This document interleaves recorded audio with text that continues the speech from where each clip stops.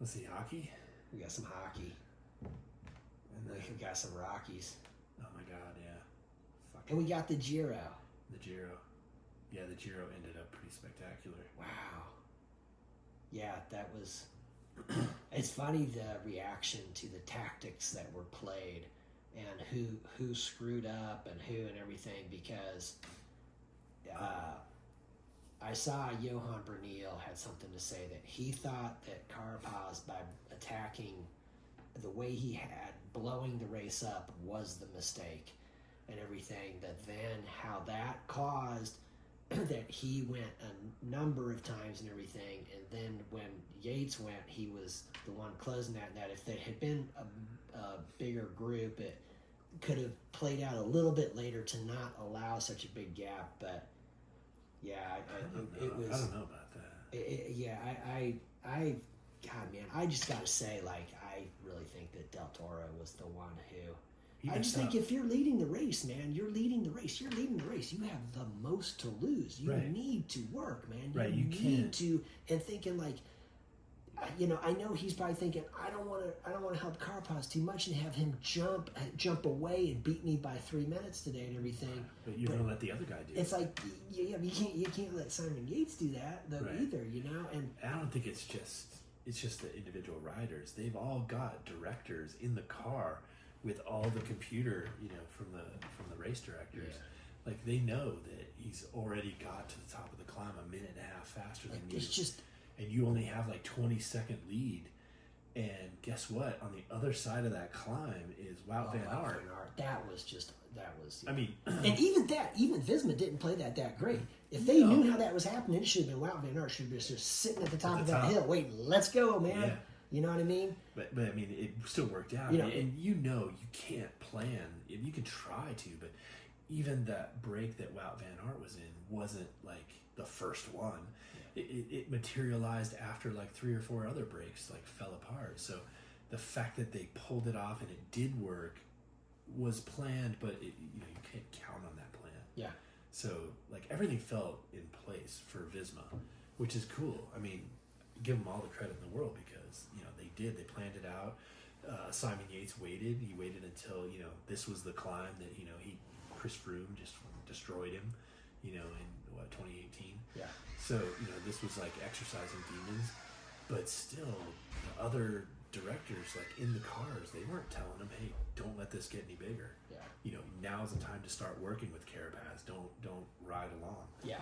So there was tons of breakdowns. Yeah, I think that's the situation where if you got the race lead, you got to do the work. Well, I understand not wanting to work as a tactic with Carapaz, but yeah, as soon as that leads like at 20 seconds or something, it's to me like you got to shut this down now. Well, now's the time to start working with it. Because if it starts getting if it gets a little bit bigger, you're not going to be able to shut it down. You might be able to get it closer, but you're not going to catch it. And so that's what I mean. That his team didn't do the math. Like obviously he's what 20 years old, so he doesn't have a ton of racing experience. That's when they're talking in his ear. They're like, look, the time is now. Like I know you don't want to work with him, but you need to work with him. Otherwise, you're racing for second and third, not first. And coming into that day, there was no way I thought Simon Yates had any chance to win. Nobody did. No, I thought it's definitely between these two and everything, and it looks like Del Toro probably has it, and everything. And he was racing with that in mind, but there was no adjustment. Yeah. That dude just blew by you, and he's up the road, and he's already challenging. He's a virtual leader. You can't just let him go. Oh, no, I'm just going to race with Carapaz. It's like, guess what? Race is over. Yeah, they needed to control that and everything. And just sort of see, look, you got 3 guys here and everything, and like, It seems weird that UAE made that mistake because they've been so dialed in for like 2, 3, 4 years. I think UAE has the problem of Pogačar. The tactics don't matter. Maybe. He's so strong that it's just like you're sitting there thinking, what do you think Tadej Pogačar's going to do in that situation? It's like he'd already have a 10-minute lead before this day even happens. Maybe. And guess what? On this day, he's going to those guys that were up, the dude that actually won, he's not going to let that happen either, man. No. It's like, not only am I not going to give up the lead today or whatever, but I'm taking everything. I'm going to take this stage. Yeah, that's a good point. He's so strong that the tactics kind of go out the window. Maybe they're just not sharp on the tactics, but come on, how do you forget? Like, and I mean, they've been reminded every single day for 20 straight days that he's not in the race. Remember how we saw Indurain race? Yeah. Is Indurain going to do that? No way. He's going to know. I got the jersey. I got to go to the front. Right. I got to shut this down, man. Right. I have the most to lose and everything. Carapaz is in second. He's not in the lead. It's up to me. I got to close this down. And Indurain, boom, he pulled up there. But that's my point. Is Carapaz wanted him to work with him, and he refused to do it. He just kept refusing, and then all of a sudden, when it became so obvious, then it was too. So you're going to prevent both of us from winning, right? Which is what happened. Which it's funny too, because I think if I were in Carapaz's shoes at that point, I would have said, "I'm just throwing down. I'm going to just throw down. I'm going to freaking throw down. I'm going to catch Yates, and if Del Toro can sit on me, then we'll just have to deal with that when we get there and everything. But I'm going to freaking throw down and make sure that Simon Yates is not getting away to win this race." Right. He could have defended his second spot. Because they got into that mode of sometimes you see it, like late in a race where the guys are chilling out marking because of each a other. sprint or whatever, know, and it's just like, hey, man. You start marking each other, and then everybody catches up. But this was the opposite. They're marking each other, and Simon Yates rides away and takes the pink jersey and wins the whole thing. Yeah.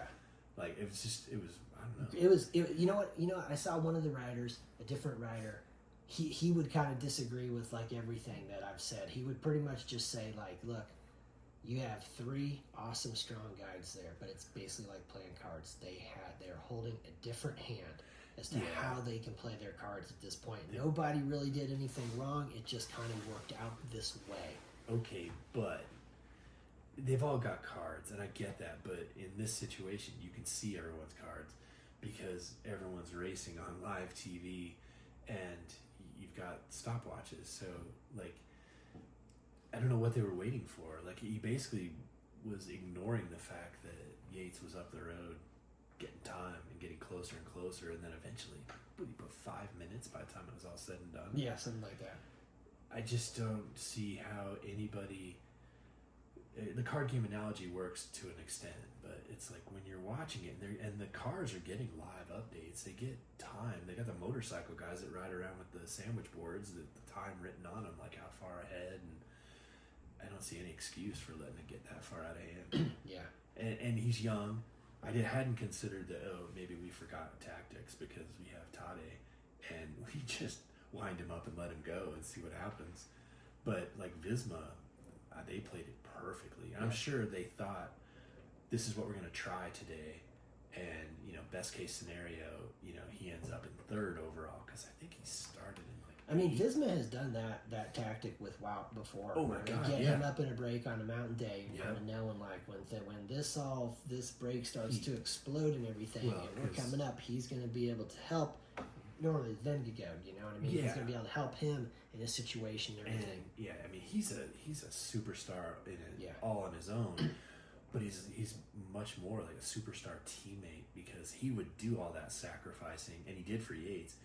He towed him up, the final climb until he had nothing left, and then launched him to, he finished 3rd on the day, I think Yates did, but 5 minutes. Yeah. 5 minutes I lead. think that's right. So, Wout van Aert did everything he could and sacrificed. He hammered it so hard that when he was done, it was like that.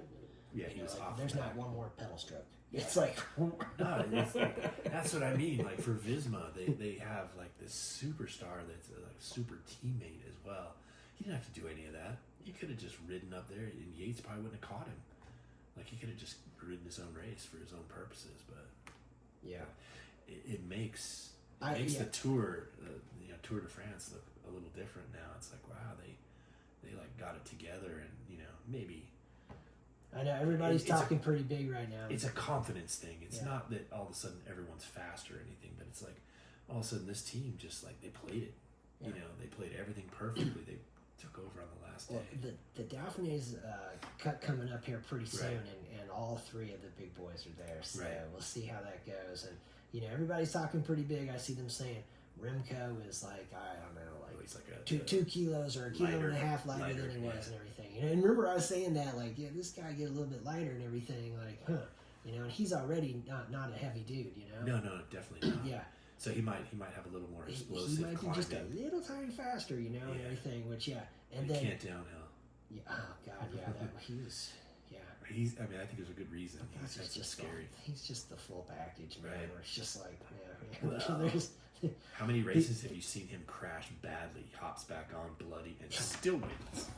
It's like he needs like a horrible crash to take him out. Like, Yeah, and I want to see that, but like, I mean, he is durable on top of everything else. Yeah, and they're saying, Vingegaard, I saw his, I think it was the director sportif yesterday, says something like, yeah, well, Toddy's better in one-day races, but Jonas is better in 3-week races. And I'm thinking, oh, okay. I don't know. There's a couple of Tour de France's that would beg to differ. We'll see and everything, and they're saying that that Jonas is on a level that he has not been at. This is the highest that he's been. So I read that too. Could be. And let's face it. If so, it's going to be fun to watch. Yeah, that's what I mean. A small shift could make a big difference in that 6-minute gap from last year. Yeah, just think of the confidence from the Giro. Like the whole team's got to just be walking on air, and not that UAE's like, oh, we're suck now, but a little air was taken out of their balloon, and Visma took it. So I don't know. We'll see what happens, but I really thought like Del Toro, he screwed himself. He just tactical mistake, and I don't think he was tired. I just keep thinking of Indre. Remember, it was that one. Man, I can't even remember which mountain it was now, but it was where, the word had come up, Tony Roman not positioned so well. Right. Remember, he went to the front and he freaking hammered it. Right. And he just spit them out. Right. Right. And it was the one guy, Luke LeBlanc. It was one dude who basically was positioned on him. Yeah. Stayed there the entire way and everything, Just got the free ride. And he got the free ride. Yeah. And Indre knowing, like, I'm racing for, the time on this and how this needs to go. And it was no like, oh, I'm afraid to go to the front and throw the hammer down because somebody's going to be drafting on me. It was just like, no. And that's where I kind of feel with Del Toro is like, hey, man, there's no way you guys can let that gap go up to Simon Yates. You got to just know, like, look, you might not want to work, but you have to. You have to. Or else you're not in first place anymore. You're pissing the whole, like, 19 other stages away now that you worked to get this advantage, just that's like you got to go. You have to go now. Yeah, the tactical mistake. Yeah. I understand when Yates is behind you, like not working with Carapaz because you get the free ride because you're in first place. He's in second. Yeah, exactly. Like in that spot, when you're all together, you don't have to do the work. They have to attack you. But as soon as they do, you got to respond. And that's where there was a total breakdown. It just seemed really weird. Like, how'd you guys let this happen? It wasn't just like the riders; they're getting constant updates. I know, isn't it crazy? Because that one theory about how that doping generation, a lot of those guys have been banned from the sport, and maybe passing down tactically how you do this. There's a huge gap. Isn't exactly there for some of these guys. Yeah. And then you got Pogacar, where it's sort of like, tactics kind of go out the window with him a little bit because he's just so freaky strong that he doesn't have to always play the right card. He's still just, is able to overcome. But he can make unwise moves. At the same time, if Vingegaard and if Evenepoel are at a slightly higher level than where they were last year and everything, then it might be like, hey man, with Pogacar, you got to be, be smart about how you do this, man. Right. Because that's what they're always telling him. He's got to be smart. He can't have a bad day. So, if he does have a bad day, and we've seen that before where he just totally cracks. Yeah, because, it doesn't happen often, but... And that was the thing last year, that one stage where Vingegaard came back and out-sprinted him and everything and thinking, oh, God, here we go. Freaking piss it away again because he's going to make a lot of stupid attacks that really just waste energy and don't pay off, That was probably the scariest point for his tour last year because he didn't screw it up after that. And then after that, he's just like, all right, enough of this. But in the year before where he got second, like there was a ton of times where he made poor decisions and it backfired. Yeah. So he did get better. But you could also say that Vingegaard got injured and was worse. He wasn't at his top. He didn't have full batteries for that race. And it's crazy because you think, boy, that 6 minutes can easily change, with all of a sudden, a couple mountain days, you're not losing a minute. Just divide it out over, like 6 days, You can't take it over the full 20 days because some of them are flat. Really not going to spread out. But on the big mountain days, maybe 6 to 8 days, that 6 minutes is just 1 minute a day, which is nothing because he still got second place. Yeah. It's not like, you totally he ruined everything and really finished like doesn't 100. get a ton of respect, man. Thinking this dude's won the tour twice, and you got Right. people mouthing off about Right. him not being that good. And you're just like, The fact that good, man. yeah, the fact that he had a collapsed lung like 6 weeks before the tour, and he was in the hospital for like 12 days, and he still raced. Yeah. Like I didn't think he should race. I was pretty impressed that he did it and finished second. Yeah. He held off Remco as well. Yeah. And Remco was mouthing off about how he wasn't that good. He wasn't working. Yeah. It's like, oh, okay. You're not a badass like me and Pogacar. Like we'll go. It was something about big balls or something. You just want to be like, man, where were you at the Vuelta the year before Sepp Kuss was winning, huh? Where were you in the important moments there? You know, like, okay, I think you could have won that if they'd said, every man for yourselves, go for it. That would have been his, man. Right. So yeah, that would have been kind of interesting. But yeah, why have a team if it's every man for himself? exactly. So that kind of ruins that. That Dauphiné, Vanderpool is supposed to be in that. I saw that today. Yeah. And I guess he has a broken wrist, but I don't know what Let's that not means. be bothering that much. Right. I mean, there's a ton of bones. It's just a Maybe road just race. broke. This isn't a cross race or a mountain bike race. I'll be fine. It's not that rough. So that'll be something else to throw into the mix because I don't know how many stages it is. Is it 6? Ooh, that's a good question for 6 or 7. Yeah, it's something like it's a week. A week long race. Yeah. So to see what Vanderpool can do in 6 days, because he's usually like super good in like 1 day, 2 day, 3 day. Yeah. That'll be a good race. Yeah. It should be fun. Next weekend, right? Yeah, it starts soon. I can't remember the exact dates now. God, man, for some reason it might start this weekend, man. I kind of want to say like maybe the 8th to the 15th. Yeah, that'll be this week. So, and I think that's how a lot of that stuff go. Like it might start on a Saturday, go through to the next Saturday, something like that. Yeah. So anyway, yeah, but that should be pretty cool to see how right with 3 guys there, how that goes. 3 and maybe 4 or 5, some extra guys. Yeah, I look forward to it. yeah, should be fun. All right, got some baseball. Got some baseball.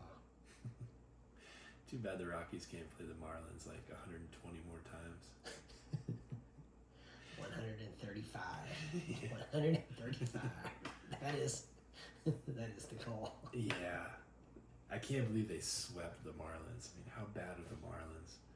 Like, the Rockies have they won 2 straight, like, once this season, but they weren't in the same series. They won the last game of one series and the first game of the next. Mm-hmm. So this is the first series they've won all year. So they're, I guess they're now 12 and 50 instead of, like, 9 they started out. Yeah. Amazing.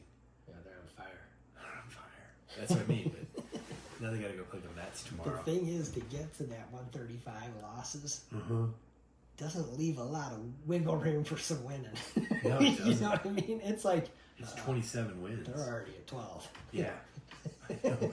The next team is at like 20. Yeah, the it's when you look, we compare them to the others. That's Chicago, right? The White Sox. The White Sox. Yeah, I was checking out that division. The fact that they've won 3 in a row, it's just like you guys just did like a whole month's worth of winning in 3 days. Yeah. Like, yeah, they're gonna play that. Maybe they're going a nice 30 games tear, losing, and be like, okay, we fixed that. We're back on schedule. Yeah, I mean, I just wanted to lose 100 games, but 135, that's epic. The all-time record. So 134 is the most losses ever in a season. So that's why 135 is. And that was Cleveland Spiders. The Spiders, yeah. And the thing about those guys, we've talked about it before. The owners had 2 teams, and they just took all the talent from one and put it on the other, and sacrificed the Spiders. It's a different situation than what we're seeing. Right. This is one Rockies team. This is just an organization that did this to themselves. Don't care. As long as we get paid. As long as people keep coming to the games, that's all we care about. So, yeah. Relegation. Good job, Monforts. Yeah. But yeah, somehow, they're not going to play the Marlins too much. No. So you can't count on too many of those. But yeah, they play the Mets this weekend, so hopefully the Mets will sweep them again. I think it's best to we just have some fun with this, you know. 135. What's crazy is it's making me want to go to a game. I'm thinking, oh my God. That's I'm like that's. going to spend real money. You're to gonna watch actually this. spend your money on these games and give them on for some cash. Like, come on, I man. know. Don't do that. It's like I kind of just want to go though because of how bad they Just see it in are. Yes, person. I saw one of those. I saw Yeah. that team play, man. You might get there and get one of the golden tickets. They win one of those games. How much are rock pile tickets, man? Yeah, You know, like You $5. You know, yeah. Maybe that's the way to do it. Remember we were talking about giving away tickets, you know, Yeah. for CU basketball Right. games or anything. You bought a cheeseburger. Here's Yeah. 4 tickets. Hey, you went to King Super. Here you go. You know, The same thing all with the right. Rockies. You go to Rockies game. That would be funny. All of a sudden, they're just packed. Every game sellouts. Well, it wouldn't be sellouts if you're giving tickets away, but they would be full attendance. Right. Yeah. They could say it was packed, even though it's like, Yeah. well, 40% sold, 60% giveaway. giveaways. These are giveaway tickets. Right. You got a free bag of peanuts too. I see too. They have a Grateful Dead night. Yeah, I've been to a few of those. The Cardinals do that. They also do Star Wars night, and they did the Beatles night. They're good, Right. but they don't anytime they play like walk-up songs or songs in between, innings, they don't play like they just do the Grateful Dead like beforehand. So like once the game starts, it's kind of all over. They don't just have Grateful Dead songs throughout the entire game, or like Star Wars stuff. But there'll be a ton of people dressed up in costumes, and then they have like a jersey or something like that, or Right. a sweatshirt that you get with your ticket. So it's kind of cool. Right. But those tickets or those games are sold out. Sold out. Yeah. Just a ton of people. Yeah. But yeah, there's a bunch of them too, because I know they do Grateful Dead, they do the Beatles, they might do, I don't know if they do Pink Floyd, but there's a bunch of them. Right. Star Wars is definitely one too. Who knows? Get a bunch of Luke Skywalkers showing up for the game. Well, might go to one. We'll see what happens. We'll see. They play the White Sox over the 4th of July. You can watch the 2 worst teams battle it out. This team set the record last year. Right. This team is not pursued this year. We're gonna blow right past your record. Was it like 121 or 122 losses? It's something like that. Yeah. Like they could add 10 to that if they stay on pace. You know what was interesting about reading the article about it recently is I did not know that there was a team called the Kansas City Unions. Oh, really? Yeah. And when they were talking about when the Rockies were, I guess, 9-50, it talked about the fastest to 50 losses in a season. Yeah. And the Kansas City Unions tied the record with the Spiders, and it was something like 6 wins. I think it was 6 wins and 50 losses. Okay. It was something like that. But back then they didn't play 162. Right. So They played like 142 yeah, or something like that. Yeah, so it was different with the total losses at the end. But Right. yeah. So and I didn't know that the Kansas City Unions even existed. You know what I mean? Right. So it was like, oh hey, I learned something because the Rockies being this terrible. Right. Thanks, Rockies. They said the modern era of baseball goes back to 1800. Really? So, or wait, it's 1800. Maybe it's 19. It's 1900. Okay. So from 1900, I don't know when the Spiders played. I think they played after that, but the Rockies were I think the so. worst in the modern era. Right. Like baseball goes back I don't know when it started exactly, the major leagues, but It's 1800s. 1850 or whatever it is. But yeah, the modern era starts at 1900. So the Rockies are definitely right up there. It means in Worst the last 125 years. And last year they talked about the White Sox like setting a generational record. Yeah. This is going to hold for 25, 30 years. Like that might not hold for 12 months. I've never seen anything like this before. Well, again, though, it's we can joke about it, but yeah, it's where the with kind of worldwide soccer, how the idea of relegation and promotion is so good because it kind of prevents something like this from happening.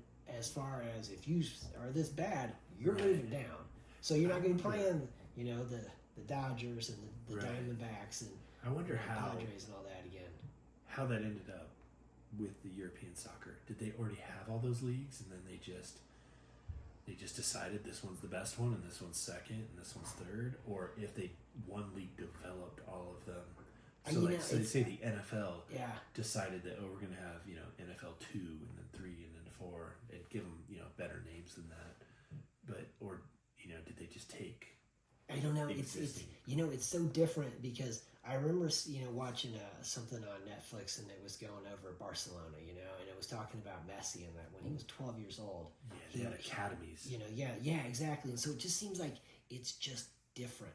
It's kind of like this was the sport that was played, so all of these clubs existed. Right. And so they'd play each other in these leagues, and you could see there were so many of them that then it was like... It started adding leagues. The best teams would kind of, and you couldn't have like everybody in a league, and so I think it kind of just formed out of that because that whole deal that's going on that's just the English Premier League. Like Barcelona, they're playing in, I think it's called La Liga, in Spain. So Spain has their league, and then France has their league. Italy has their league, Okay, but they have like the Europeans, so they have like the European Championship. And so then it gets weird from there because then it has to do with kicking butt in your league, right? And then you can play in this other thing where it's like all the teams that kicked the most ass in each country's league and everything, they can play in this kind of league and everything, and so I don't understand how it all goes from there and everything because I know in just the Premier League is just England or Premier League, that's the English, so that's the top one, and then it's the Champions League, and then League 1, League 2. So they have that in each country, and then the National League. Yeah, they will have their. So France has that same structure. They'll have a pyramid type thing like that, and they've got their top one, and so and then like I said, the teams that do the best from that, then they get to play in something, and that may be called the Champions League, but it's weird because in the English league, there's the Premier League and then there's Champions League. Champions League is the second one, so it might be like the European Champions League or something like this, but those teams will play. So like Barcelona is in La Liga, this league in Spain. Barcelona and Real Madrid are great. Those are they're battling for it a lot, and everything. And so, but they're also going to be playing like some of the teams from the English Premier League that do really well in that, and some of the teams. But that would be a separate league. Yeah. So they're not going to play Italy in their league or Germany, but they'll play all the Spanish teams and then whoever is the best. Right.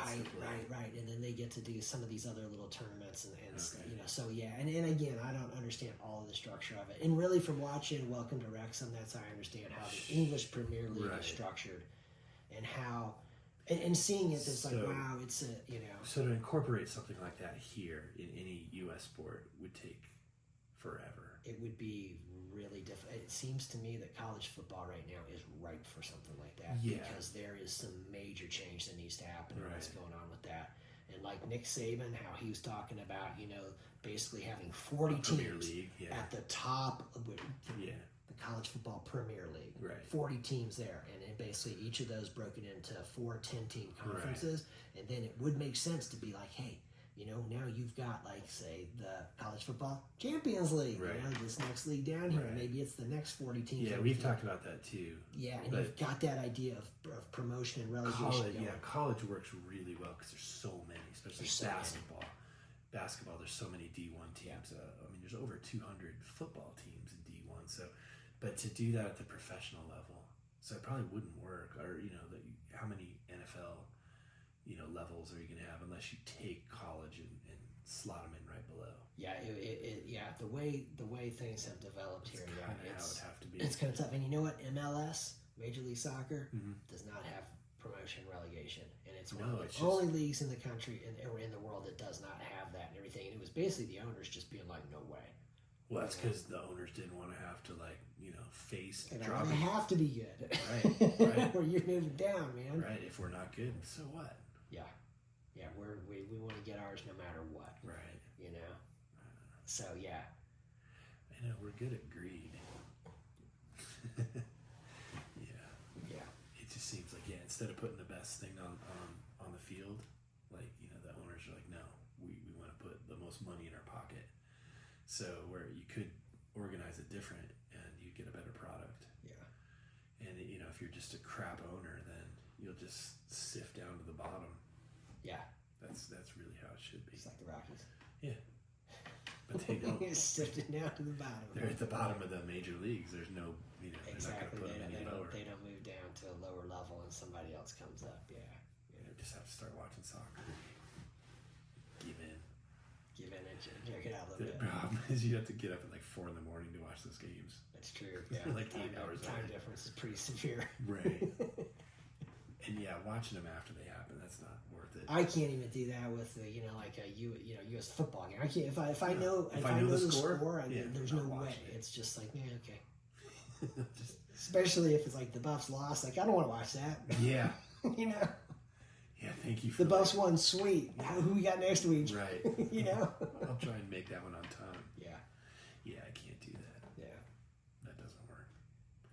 All right. Well, we got NHL. We got NHL Playoffs. Or not even playoffs now. We're Stanley Cup Finals. Yeah. Edmonton Oilers. Oh. It's a rematch. Yeah. The good guys will win again. Four Nations. They pulled out a nice win last night in overtime. They did. Down there in Florida. No, it was in Edmonton. It was? Yeah. They're the Oh home man, team. I didn't know that. Apparently, this is only the second time that the teams in the Stanley Cup Finals were not the home team in any of the series to get there. So, like, Edmonton was the road team for all 3 series, so was Florida. Oh wow, that's interesting. Okay, yeah. I guess the last time it happened. That's right. Tampa Bay was seated in front of Florida. Yeah, and so was Toronto, and so was Carolina. Yeah. And Washington, the Capitals. Yeah, they were first overall. Yeah. So yeah, Edmonton is the number 1 team, but they were a road team all the way up to the finals. And I guess it's only happened one other time. Okay, so yeah, wow, I kept thinking they played in Florida last night. Yeah, I kind of thought that too, but when I was following along with the game. Even more important than Edmonton won that game last night. Exactly. Because when Edmonton scored, they were down 3-1, and when they scored to make it 3-2, the crowd went absolutely ballistic. Like you just hear them. Because I listened to it on the radio. Right. And the announcers were talking about, wow, this is a totally different building. Everything changed, and it did really, because the stats from that point on just completely favored. Shots on goal, time of possession. They were all over him. Right. I mean, but Bobrovsky is awesome. So if you can get 4 goals past him, that's a good night. Yeah. Because you put most other goalies in there, and that would have been like a 7-3 game. Right. And it would have been overtime. Right. So he's making crazy saves all over the place. So he's definitely what makes Florida tick. Edmonton. Okay. Edmonton, like using the football kind of analogy, it reminds me of the Chiefs, not this year but the year before, where before the season started, they were the betting favorites to win it all. Right. Edmonton was the team. Everybody, that's the number 1 team. Then the regular season happens. 2 years ago, the Chiefs, every good team they play, they lost to and everything. Right. And then Edmonton this year, barely squeaking it in. Remember, Calgary almost caught them. Yeah, it was between Calgary, St. Louis, and Edmonton for those last 2 spots, and it was like, wow. And then they come out and they lose the first 2 games to LA, and you're thinking, they're not anything to worry about, Right. And man, since then they got it together, and it's like, man, they win. Yeah, they're capable. They can win pretty, and they can win ugly. Right. Yeah. And that's important. They can win ugly, because it wasn't like I guess Draisaitl scored 2 goals, which was pretty good, but they didn't get all their goals from one guy. So they've got tons of people that contribute.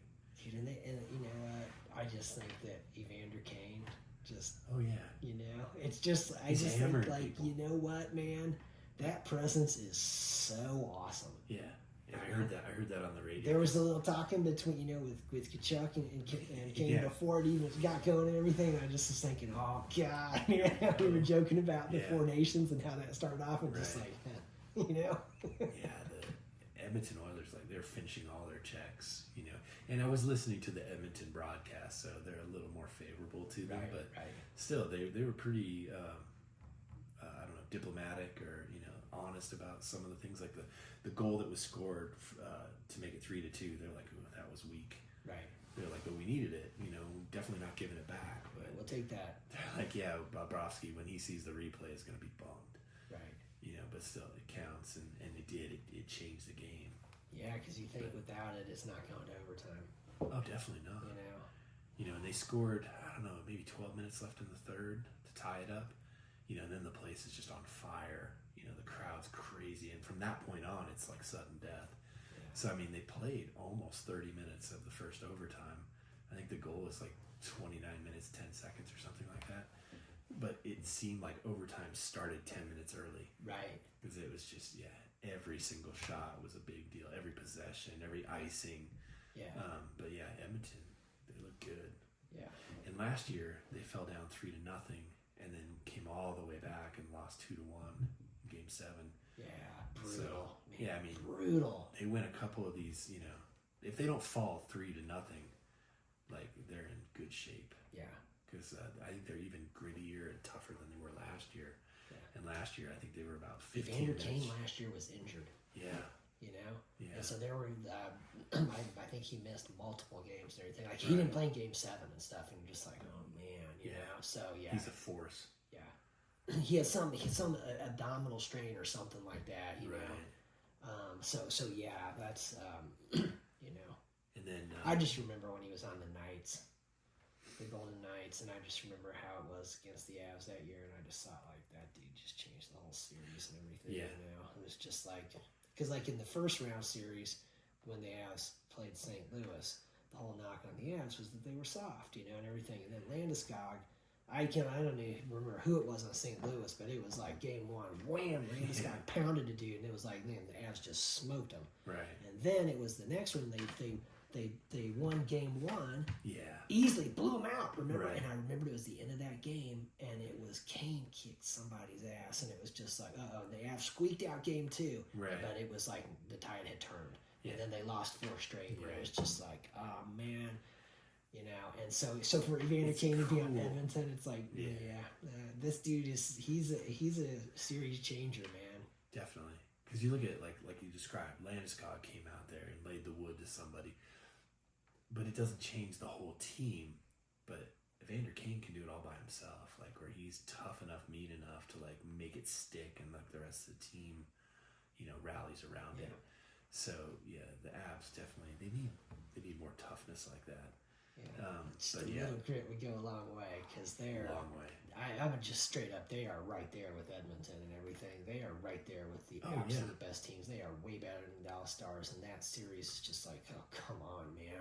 It was a frustrating series because they outplayed them. You know what? The thing that does make it feel a little better is knowing that Edmonton knocked them out and everything. Because if the Stars had gone on and won it, oh my God, I would lose my mind, man. Right? Are you serious? Yeah, that would have been haunting. Like you could have swept these dudes, man. Right. Oh my God, It'd be awesome. They went ahead and won. Yeah, I think the Avs they head to head. They're a very good matchup with Winnipeg, with Edmonton, with the Kings, but they struggle against those teams like Vegas and Dallas and St. Louis. Teams that kind of like to muck it up a little more, Yeah, the teams that don't want high flying offense. Yeah. They shrink the ice and grind it out on you. Right. We'll let you in our zone for 5-6 minutes, but man, we get out of there, we're going to score in like 2 seconds. Yeah, when we pop it out, it's going to be a great opportunity for us. Yeah. And you know what? That does go just, I don't know, man, because I like Blackwood and everything, and I think that he played well in that series, and everything. But he did. It's just that was his first ever playoff series too. Yeah, it seems like God, he wasn't bad. He wasn't the weak link. He wasn't. It's just like. And then you just think, God, though, if he comes up with 2 saves, man, they sweep that series. Well, that's how close it was. And you just think like, oh, but is that fair? Because you see the goals that were scored, and you're just like, who's stopping that, man? It's not like he wasn't the weak was a softie, and stuff. But like you look at the year before, where Giorgio, he wasn't, Georgiev, he wasn't the weak link against the Stars either. He played pretty well. Right. Yeah. It's just it's that type of game that the Stars play. They just choke all the fun out of the game, and the Avs don't seem to understand like how to play at that level. Yeah. And that's it. It is where they want it to be pretty. They don't seem to understand that ugly goals count just as much as pretty goals. Especially just you think those key moments, because I just think games 2 and 3 when you got that 1 goal lead in the third period, and it's just like it is imperative that you get the next goal, man. Yeah. You've got to grind these dudes down now, and then if it goes to overtime, you've got to get like that stretch of thinking they were outscored 8-0 or 8-1 because in Game 7 they did get that goal early in the third period. Right. But during the key moments there, it was like they were outplayed, and to think like, man, they outscored the Stars in that series, and to just think, but in these little stretches here, you guys were just terrible, you know. Yeah. And but it's weird. It's weird to be like, were they terrible? No, they're dominating the play, and then the puck jumps out once and goal. Right. You know, and you're just like 2-0. Oh my God, you know. Yeah. So Edmonton's different. They're more careful. Like, you know, when they give up the puck in the other end, it doesn't end up with a jailbreak on their goalie. You know, it's still a rush, but you know they're not getting these like, you know, highlight reel, you know, breakaways. So they're that much better, and they I think they're a little more. Their defensemen are a little more defensemen, like they're not offensemen, and so I think the Avs get kind of. Kale McCall was most definitely not at his best against the Dallas Stars. And no, they found a way. Kind of has an idea. Yeah, they found a way to neutralize him. That, you know? Edmonton doesn't have a Kale McCarr. You know, Bouchard is still a defenseman. Like, he's going to play defense, and he's going to bomb it in from the blue line. And, you know, they don't like him because he's just mean. Yeah. He's, you know, borderline dirty mean. You know, Kale McCarr is just kind of a sweet-looking dude. Like, he doesn't look like a hockey player, but I mean, he's bigger than he looks. He's just got insane offensive skill. He's playing defense. He plays defense. Yeah. And, you know, during the regular season, that it works fine, but in the playoffs, there's this notch where you have to make that adjustment. Yeah, we'll see. And Edmonton right now looks like they've made all the right adjustments. Even though they fell behind at home, they still found a way to grind that game out. And last year, losing it, they ground it out to a Game 7. It had no business going. It showed 7 a lot games to come back from that. So, and you know, like you said earlier, they barely made it into the playoffs, and here they are, just rolling. Like, I can't remember what the stats are, but their wins. Haven't they only lost 4 games in the playoffs? Because they lost 2 to LA, and then they lost 1 to the Golden Knights, and they lost 1 to the Stars. Yeah. So they're like 12-4. Yeah. So let's see. They're 13-4. 4. Yeah, and they're rolling. Maybe the Avs went 3-4. Yeah. Put a 1 in front of that 3. Yeah. You know, The year the Avs won it, though, was pretty impressive. Oh, yeah. Because they had 2 sweeps, and so they ended up going 16-4 over that. Yeah. You know, although God, that series against St. Louis. That was close. You know, before Girard gets knocked out in Bennington, and you know, before that defenseman on St. Louis pushed Gaudry into Bennington. That's how it happened. It did. That's not just that is how it happened. Yeah. It's not an avalanche revisionist history. No, that's what happened, man. You know, yeah. The Blues defenseman is actually Gaudry positioned himself well. Yeah, he helped. You know, get in front of the goalie, man, trying to obscure his view. Yeah. This is how you play hockey. You know? Right. But yeah, here comes a water bottle. Yeah. But Bennington, when he is on, he is almost unbeatable. Yeah, it was looking scary before that all. I mean, the Avs are like out shooting him like 45-20 and losing 2-1. You're like, this is like practice. Avs with a great chance. Hits the buzz. Avs with a great chance. Oh my God! In that series against the Stars too, how many times the Avs hit the crossbar in the post? So, come on. They led the regular season in that, so they were right on par. Boy, yeah. But, Game 2 is Friday night. Tomorrow night. Yeah. It should be good. Another one at home. You don't want to lose that one, so you can keep your home ice. I just think they just keep rolling. Go down there, win it in Game 4 in a sweep, and eat a bunch of tacos. Tacos. Play on their shitty ice. Like, we can play on good ice and shitty ice. Yeah. Connor McDavid, he can play anywhere. Yeah. Like, that's what I mean. He's not the guy winning this. Like, you know, although the goal in overtime, he was part of it. Like, because they had a power play to finish out because one of the Florida players shot the puck over the glass, so it was Right. delay a game. Right. Pretty cheesy penalty. Like, I don't know. I can see if you're like doing it because you're just wasted, you know, and you need like you're hoping just to like stop the clock. Yeah, But if it's an accident, I mean, I guess there's a fine line. It's like, it seems is it an it accident seems or like not? it almost seems like it maybe should be more like an icing type of thing where it's Right. just like the face-off's in your zone and you cannot substitute. I mean, if you literally turn sideways to the boards and shoot it over, like there's no doubt it was 100%. Like maybe that's a penalty, but otherwise, yeah, I think like have the face off. I'm not. Yeah, I'm not exactly sure that It's a would 2-minute be penalty. A big tactic that people. I'm gonna shoot it over the. You know. I'm No. Like, I don't know, man. Almost every time you see it, they're trying to angle it down, and because whoever's on the blue line has been stopping them, so they're trying to shoot it over their head and angle it off the glass and get over them. They can't get it without high sticking it. So yeah, it's not a tactic really, just to throw it over. Yeah. Yeah. So a 2-minute penalty, I don't know. Yeah, seems. But either way, that's how that went. Yeah. Yeah, that's how it went. And when they won the face-off, and all 5 players touched the puck before it went in the goal. Wow. You know, Perry passed it to McDavid, and then I can't remember who he passed it to, and then over to Draisaitl For the game right in winner. there. Yeah, It's and like to hear it, like when you listen to it on the radio, it's like you just hear their voice get faster, faster, faster, and then all of a sudden the crowd goes crazy, and you're like, I know it scored. Like before the guy can even get the words out, I already know it's in there. Yeah.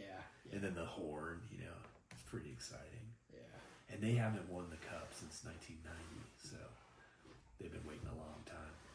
Yeah, that's wild. Mr. Gretzky was there then. He was in the building last night too, so he's back in Canada. So It's interesting. yeah, Think he'll be down in Florida for games 3 and 4? probably more likely to be there than in Canada. That's what I would have thought. But like when they talked about him there, the fans were cheering him. So hopefully they're calming down. Right. Maybe he's doing some stuff.